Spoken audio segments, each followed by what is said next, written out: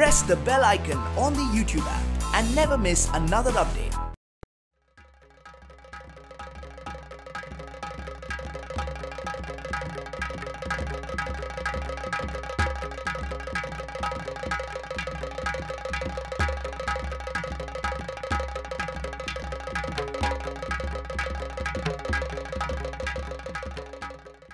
मी यानंतर बोलवणार आहे सचिन कदमला. त्याचंही DYSP म्हणून वर्ग 1 अधिकारी सिलेक्शन झालेलं आहे. मूळचा सोलापूरचा, संदीपचा आदित्य देवरेचा चाणक्य मंडल परिवारमधला बॅचमेट DYSP म्हणून आता जॉईन होईल. ENTC इलेक्ट्रॉनिक्स टेलिकम्युनिकेशन इंजिनियर आहे तो.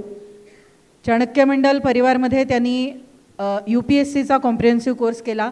नंतर कार्यकर्ता आणि फॅकल्टी म्हणून अनेक वर्गांना शिकवलं. आई शेती करते, वडील इंडियन रेल्वेजमध्ये आहेत. DYSP म्हणून जॉईन होईल आता सचिन कदम.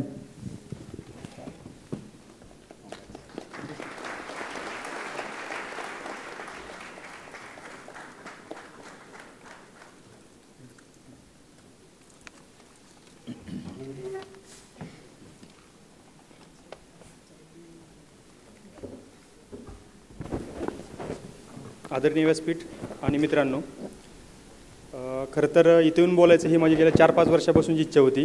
मी 2011मध्ये चाणक्यचा कॉम्प्रिहेन्सिव्ह कोर्स केलेला आहे. तेव्हा मी असंच पुढे बसलेला असायचो आणि मला वाटायचं की आता आपल्याला पण आपलं एकदा सिलेक्शन झालं पाहिजे आणि आपणही पुढे इथून बोललं पाहिजे.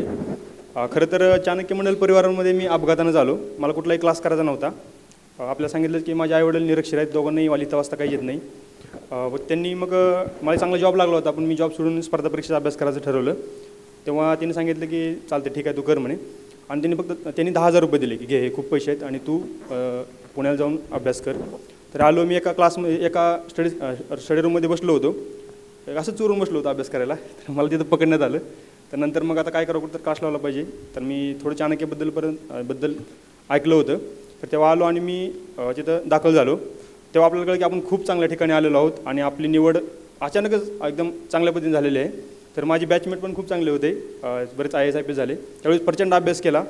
पहिल्या अटेम्पमध्ये मी UPSCची मुलाखत दिली, परंतु काही कारणास्तव किंवा माझेच बरेच चुकले, त्यामुळे इंटरव्ह्यूला मला खूप कमी मार्क आले.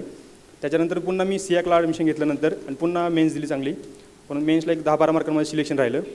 पुन्हा मी डिप्रेशनमध्ये गेलो. तिसऱ्यांदा पुन्हा परीक्षा दिली, पुन्हा मी UPSCच्या मुलाखतीला गेलो, परंतु एक ऑप्शनलमध्ये मला कमी मार्क आल्यामुळे माझं सिलेक्शन झालं नाही. पुन्हा चौथ्यांदा मी परत UPSCची मेन्स दिली, पुन्हा मुलाखतीला गेलो, म्हणजे गेल्या वर्षी. तर त्याही वेळेस काही थोड्या मार्कांमध्ये सिलेक्शन राहिलं आणि माझा थोडा अभ्यास कुठंतरी चुकत होता. खरं तर मधल्या काळामध्ये खूप डिप्रेशन आलं. मी असं ठरवलं की मी MPSC आपल्याला द्यायचीच नाही आहे, फक्त UPSC करायची. MPSC हा माझा बॅकअप प्लॅन होता. तर मग बऱ्याच वेळा डिप्रेशन आल्यानंतर मी काय करायचो की मी असं समोर बसलेला असायचो, सर बोलायचे, त्यावेळी मी त्यांचं जे सांगितलं आहे ते लक्षात ठेवायचं, लिहून काढायचो. मी अजूनही जेव्हा डिप्रेस होतो, जेव्हा वाटतं की आता सोडून द्यावं, बस करावं, तेव्हा वाचतो आणि त्यातून प्रेरणा घेतो. आपल्याला खरं सांगायला आवडेल की माझी बहीण पण यावेळी DYSP झाले. सोनाली कदम तिचं नाव आहे. खरं तर ती म्हणते की कुठलाही क्लास तिनं लावलेला नाही का कुठल्याही ह्याच्याशी संबंधित नाही आहे.